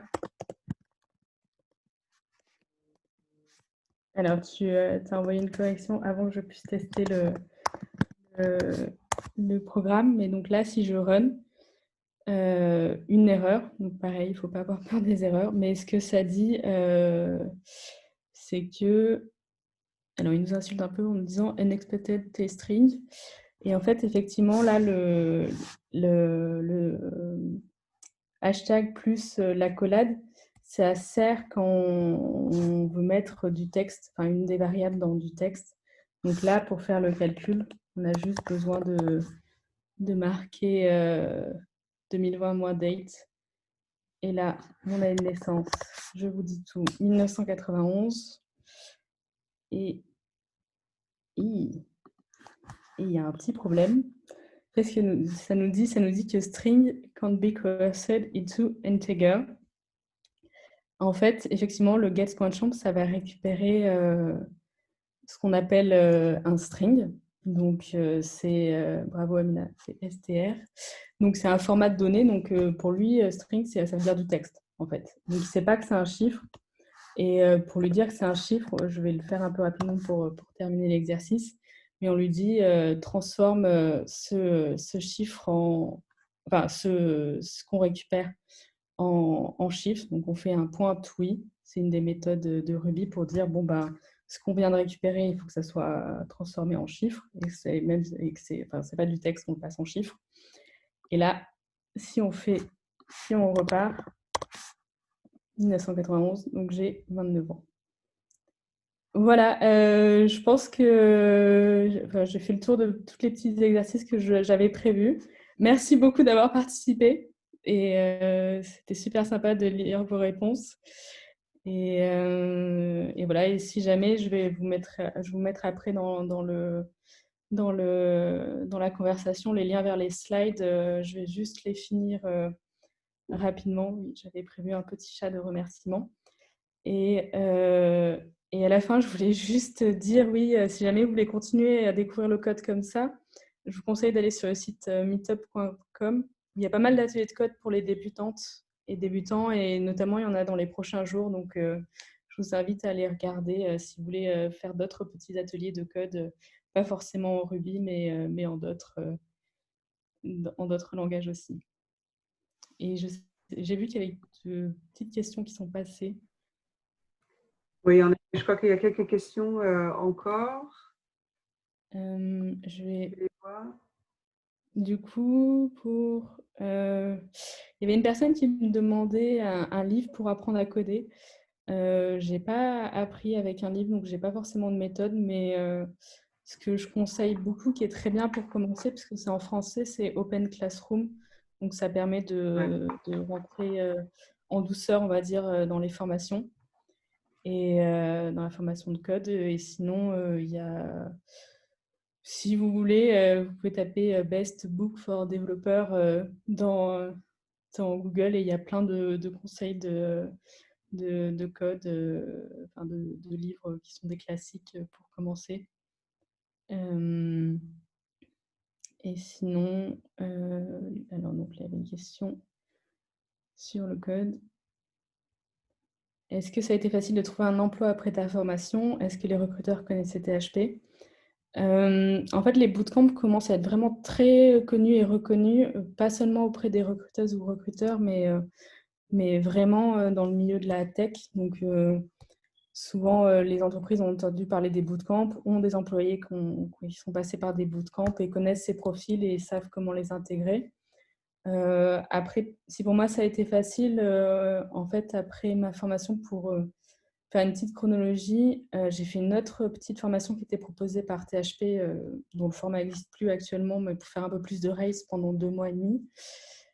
Et après ça, j'ai fait une petite mission en freelance parce que je voulais trouver un CDI, mais ça me stressait. Je me disais, je vais essayer du freelance pour voir que oui, j'arrive à travailler et on va y passer une petite mission facile. Donc, ça m'a permis de me prendre confiance en moi en me disant, bah oui, c'est bon, je sais coder et travailler dans un environnement professionnel. Et après ça, j'ai cherché pendant 1 mois à fond un boulot et j'ai passé 4 ou 5 entretiens où j'en ai raté 4 ou 5. Et le 6e, j'ai réussi. En fait, quand on sort de bootcamp, faut vraiment prendre les entretiens techniques comme des moyens de continuer à se former et d'apprendre, parce que souvent, comme on passe du temps à préparer les exercices, normalement, l'entreprise a la politesse de faire un retour complet sur le code et sur l'impression qu'on a donnée.